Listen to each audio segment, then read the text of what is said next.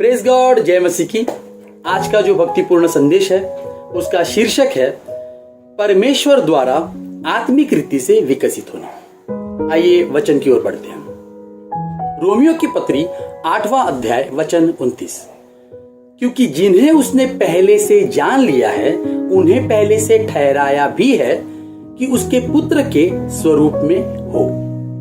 ये वचन स्पष्ट रूप से कहता है कि परमेश्वर शुरुआत से ही ये चाहता था कि हम उसके पुत्र के स्वरूप में बने, मतलब हम आत्मिक रीति से विकसित हो। हमने बहुत बार देखा है कि लोग अपने पास्टर से एक सवाल ज्यादातर पूछते हैं कि परमेश्वर मेरे साथ ऐसे क्यों होने दे रहा है, और इसका उत्तर है क्योंकि हम आत्मिक रीति से बढ़े, इसकी मदद के लिए परमेश्वर इसे होने दे रहा है। हमारे जीवन में हर एक परिस्थिति या तो हमको अच्छा बनाती है या फिर हमको बुरा बनाती है, मगर ये हम पर निर्भर करता है कि हम किसे चुनते हैं, अच्छे को या बुरे को। मगर ऐसे परिस्थिति में हमको परमेश्वर से ये सवाल नहीं पूछना चाहिए कि परमेश्वर ऐसे हमारे साथ क्यों हो रहा है, बल्कि हमको ये पूछना चाहिए कि परमेश्वर इस परिस्थिति से तू हमें क्या सिखाना चाहता है। आमीन। दरअसल जीवन में सब कुछ हमको आत्मिक रीति से बढ़ने के लिए मदद कर सकता है, फिर वो अच्छा हो या बुरा। यहां बुरा होना इसका मतलब ये नहीं है कि परमेश्वर बुरा करता है, नहीं, कभी नहीं। परमेश्वर अच्छाई का रचयिता है, बुराई का नहीं। हाँ, लेकिन परमेश्वर बुराई में से अच्छाई उत्पन्न करता है, और ये हम रोमियो की पत्री में देखते हैं। रोमियो की पत्री 8वां अध्याय वचन 28। हम जानते हैं कि लोग परमेश्वर से प्रेम रखते हैं, उनके लिए सब बातें मिलकर भलाई ही को उत्पन्न करती है, अर्थात उन्हीं के लिए जो उसकी इच्छा के अनुसार बुलाए गए हैं। तो अगर हमें आत्मिक रीति से विकसित होना है तो हमें आत्मा के इन फलों को देखना पड़ेगा जो हमको गलातियों की पत्री में मिलते हैं। गलातियों की पत्री 5वां अध्याय वचन 23।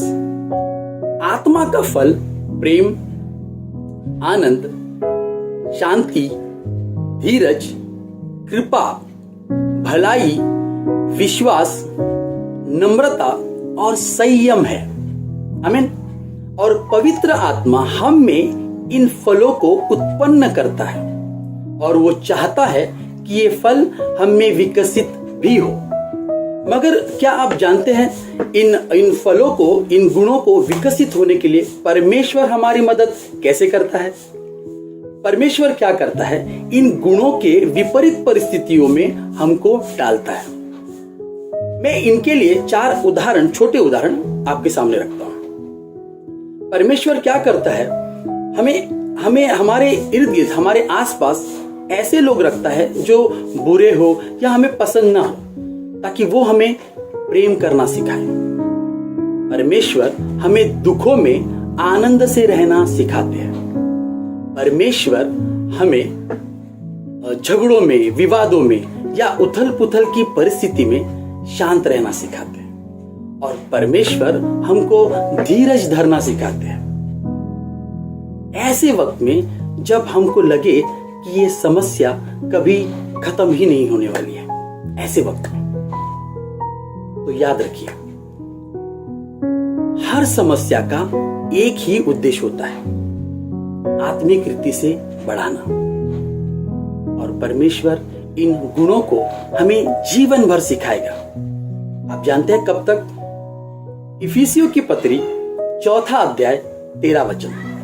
जब तक कि हम सब के सब विश्वास और परमेश्वर की पुत्र की पहचान में एक न हो जाए और एक सिद्ध मनुष्य ना बन जाए और मसीह के पूरे डील डॉल तक ना बढ़ जाए, तब तक।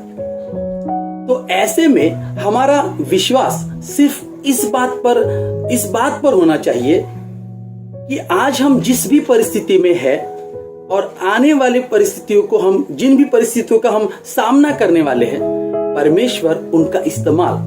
परमेश्वर उनका उपयोग हमें आत्मिक रीति से बढ़ाने के लिए करेगा, ताकि हम उसके पुत्र के जैसे बने, प्रभु यीशु मसीह के जैसे बने।